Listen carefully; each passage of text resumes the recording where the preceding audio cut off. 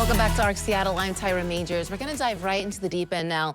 A new episode of Kelly Koopmans and Mary Nam's podcast, Hard Turn, is out now. This episode is special. Loss and grief are not things we often openly talk about, but it is something all of us will likely experience at some point in our life, if we haven't already. So let's get a preview of the episode. Got a call from the doctor at about 6 p.m. and they said, things have changed. I'm afraid we have less time. And I said, what does that mean? I think that we're in a more dire situation. Again, what does that mean? Mm-hmm. Do I need to come now? Yes. Do I need to bring my children? Yes. So that was the moment that I fell apart. It happened so quickly, Kelly. I know. Because I know 2 to 3 weeks before that, you and Michael on a lake, on a boat, you know, there was this, it was stunning how quickly. We had 3 perfect weeks. That was kind of between treatments where he was feeling okay. And that was when we went to New York. I was concerned, was he going to be able to walk through the airport and walk the streets of New York to get to this doctor appointment? And he was okay. We had a few great date nights. Yeah. And then we came home and then things just kind of changed so rapidly after that. But when I got to the hospital, he was able to communicate. And I'm so grateful for having the opportunity because not everyone gets that opportunity.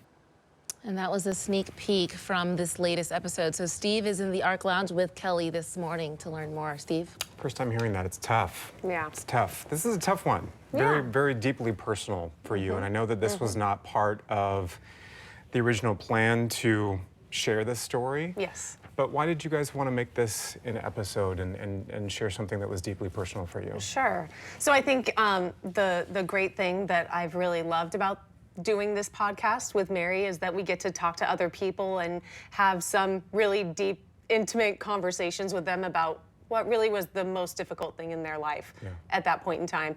And so here we are mid-season. We've recorded a lot, and yeah, I'm going through the most difficult thing I've ever gone through in my entire life. Yeah. And I found that it was probably a good outlet for me, being able to talk to a good friend in Mary. It felt good to me. It doesn't feel good to everyone, but for me, kind of talking about my grief and what I had been through and processing it by talking to someone was most helpful. So that's where I was like, if we have other people share their hard turns, I'll share mine. Almost therapeutic in a way? Absolutely. We had scheduled an interview with a grief therapist. I was dealing with my own kind of anticipatory grief with it, not knowing that we would lose him so quickly. And that episode was going to come up and we were going to record it. And it felt like we should give it more room rather than just being like a part of an introduction into a large topic that might get overrun if we just started sharing too much of my story. So we wanted to give it its own space so we could dedicate the guests to their own space too. I would imagine that finding that community when you're going through something like this is vastly important. And for you, I'm assuming you had a pretty good community in place. Obviously, you have a great family and a good support system, but talk about the importance of that and relying on that when you're going through something so heavy. So I had great people around me. The family here at KOMO has been so wonderful over the last year and a half now, and his family is here, my family is here. We have a great group of friends, and yet when you're in the middle of losing someone who's your partner in life, you need someone who's doing the exact same thing at the exact same time.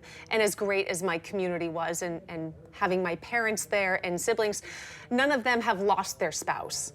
Yeah. And so it was just another layer that I was looking to connect with people, and I found that community.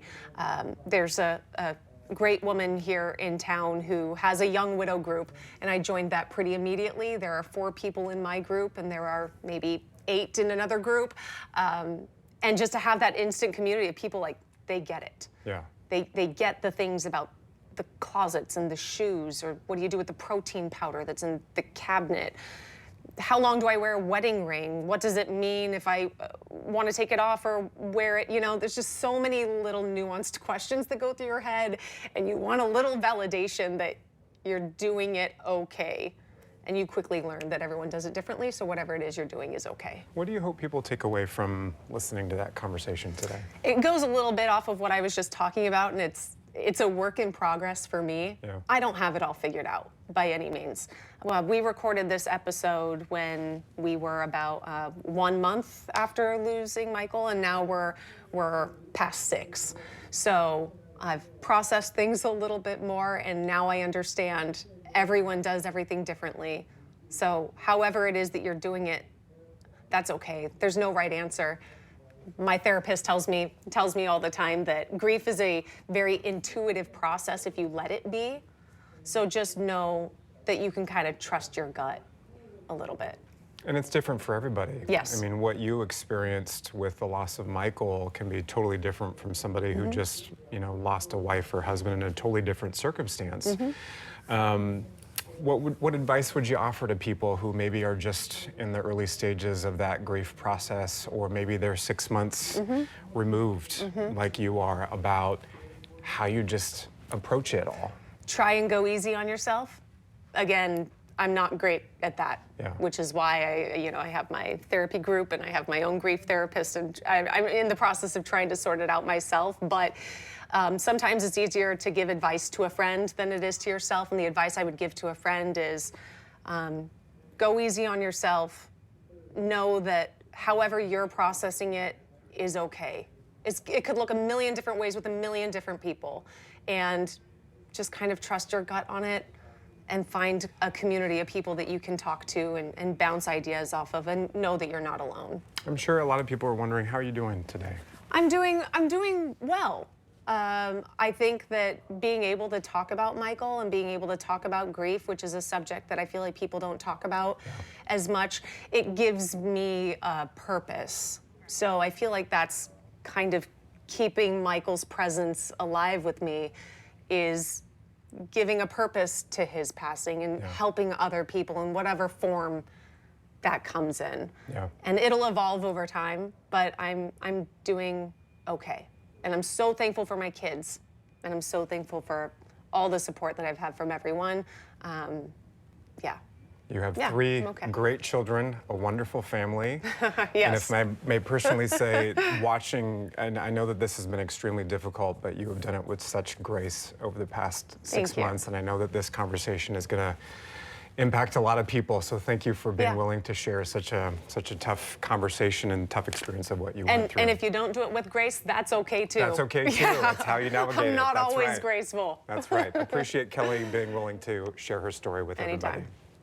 Always amazed by Kelly. Yeah. We thank her for sharing her story and looking forward to hearing the latest episode of Absolutely. Hard Turn. Thanks, guys. It is out right now. You can scan the QR code on your screen or search for Hard Turn anywhere you get your podcast. You can also follow along for new episodes from Kelly and Mary, which drop every Wednesday. They've had a great roundup of guests so far.